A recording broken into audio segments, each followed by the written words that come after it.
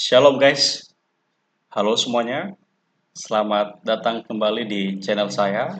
Saat ini kita akan membahas dan menyimak satu bagian video di mana dikatakan di dalam thumbnail ini Dr. Tifa mengancam. Nah, dalam hal ini kasus di mana Pak Gibran, Wapres kita saat ini sedang diancam-ancam, sedang dibuat narasi untuk dicopot sebagai wapres oleh karena beberapa alasan oleh beberapa golongan atau oknum. Nah, bagaimana pendapat teman-teman, Bapak Ibu Saudara terkasih?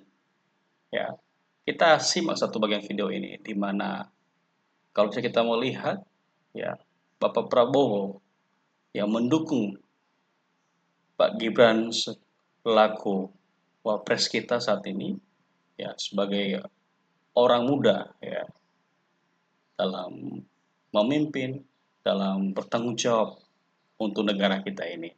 Kita simak video ini. Jangan lupa like, subscribe, dan beri tanggapan Bapak Ibu semuanya. Tuhan memberkati.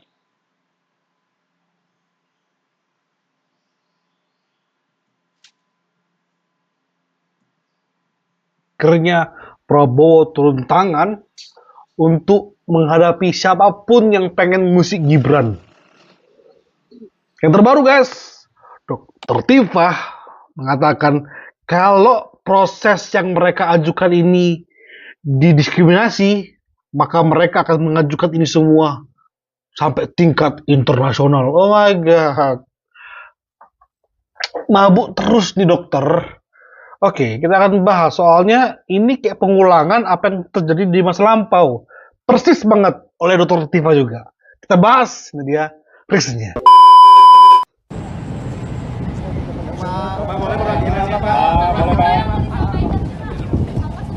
Sedikit Pak.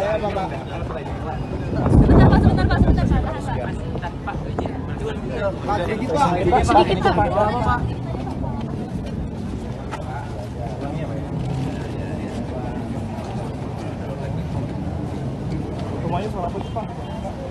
Bakal membahas tentang apa Pak? Di dalam Pak.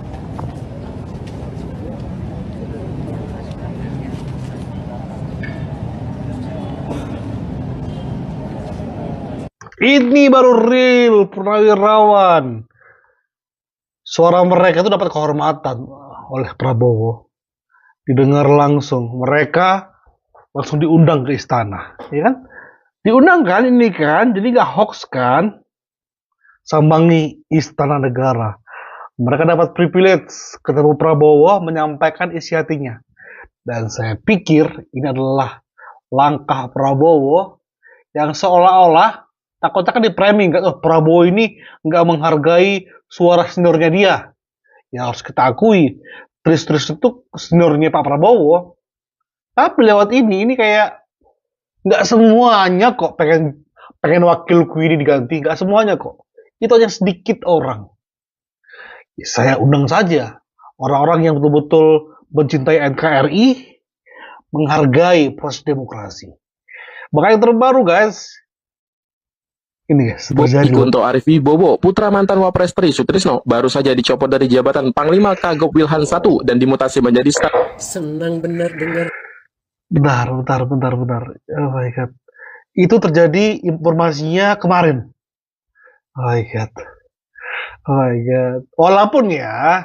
Walaupun mutasinya dia berbarengan juga dengan beberapa, tapi tetap ini seperti nggak bisa meredam segala dugaan kita bahwa ini ada peran bagaimana negara ingin memproteksi. Prabowo ingin memproteksi bagaimana orang yang sudah dipilih oleh rakyat harus dihormati.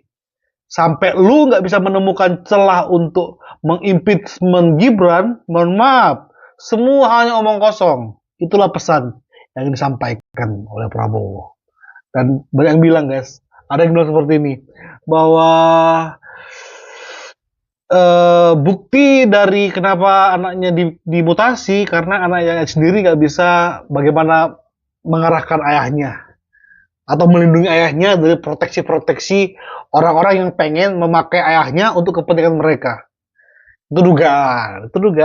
Tapi ya biarkan itu berkembang ya guys ya. Coba kita dengarkan sedikit titan dari Bu ini. Berita anaknya Trisno yang baru menduduki jabatan penting di TNI. Baru 4 bulan sekarang udah dicopot. Jangan biarkan mereka berkuasa, nanti mereka bisa ngatur TNI yang lain. Udah benar itu, copot aja anak cucu mereka itu, semua jenderal yang ikut tanda tangan tuh dicopot aja karena mereka mau makar, memaksulkan Gibran. Jadi udah bagus banget ini kalau dicopot. Jangan kasih mereka kesempatan untuk berkuasa. Nanti mereka bisa ngatur TNI yang Masuk lain. akal, masuk akal guys. Copot Masuk mereka, akal, guys. copot mereka. Jangan kasih mereka tempat yang empuk. Jangan biar bapak-bapaknya itu sadar bahwa anaknya masih di bawah kekuasaan Prabowo Gibran. Gitu. Bagus. Khusus KSADI. Kalau orang bilang sih jabatan staf sus sama saja seperti nonjob. Padahal Jenderal Bintang 3 ini baru 4 bulan menduduki jabatan top tersebut. Ya, walaupun ada jenderal-jenderal lain yang juga dimutasi, namun pencopotan Legend Kunto Arif menimbulkan tanda tanya karena terjadi usai kelompok purnawirawan TNI yang di dalamnya ada Tri Sutrisno menuntut Wapres Gibran dicopot lewat MPR. Nah, tapi apakah memang ada hubungannya atau tidak? Ya, hanya mereka-mereka aja yang tahu ya. Tapi ini sinyal keras ya.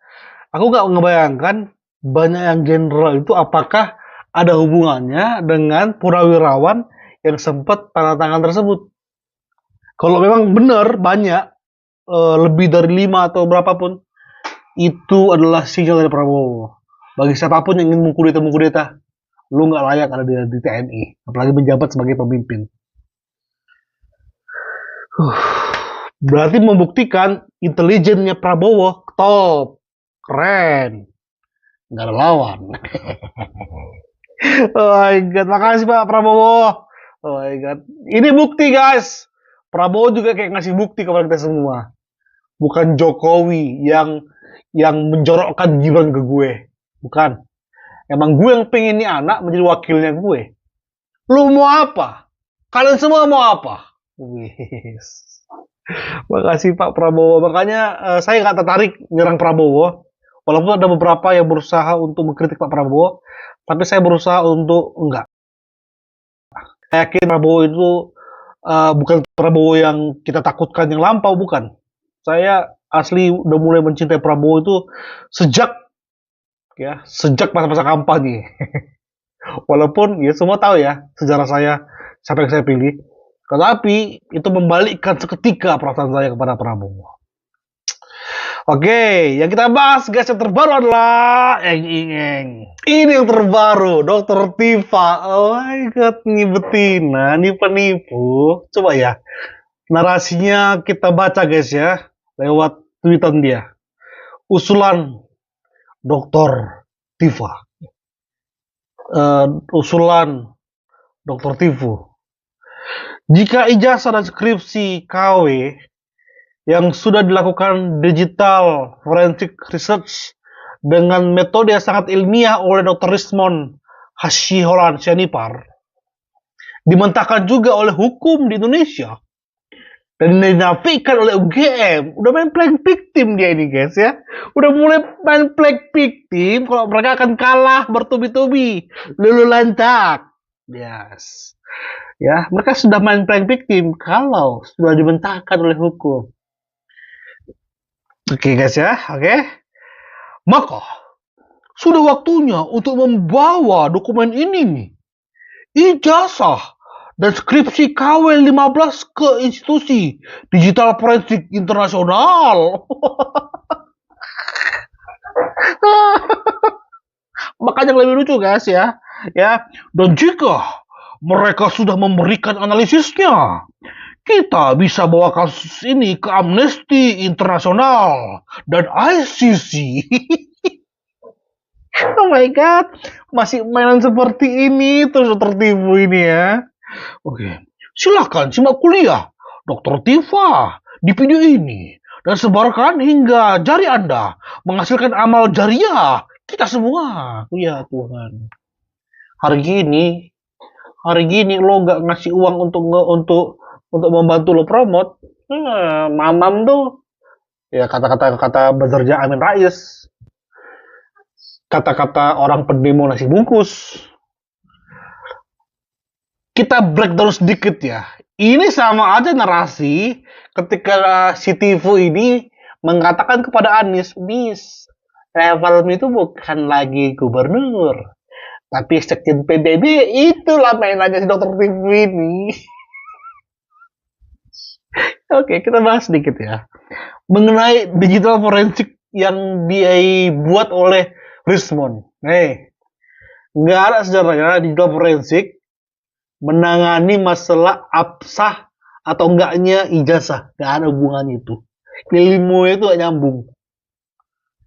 Nggak nyambung gitu kan. Terpakai itu ilmunya itu. Biar paham kau. Nggak sekalian keilmuan kedokteran itu yang kau bilang. Per milimeter lah jarak antar mata. Rahang lah, gigi lah. Nggak sekalian. Ikatan Dokter Gigi Internasional. Nanggung sekali kau, nggak bangga kau, nggak pede kau, bahwa kau diakui sampai tingkat internasional. Kau dong, kamu dong, ngapain kamu mau angkat-angkat Rismond? Terus bentar lagi kok tahu dia di penjara, ditinggalkan semua. Udah gak dapat uang apa-apa, di penjara. Kau aja Dr. Tifa ya, kau dulu anggap dirimu itu penting. Karena kau kan yang mengatakan mata awam seorang dokter bisa memahami antar jarak mata kiri dan mata kanan. Nggak mungkin itu berjalan dengan usia, itu akan semakin merapat. Nggak mungkin.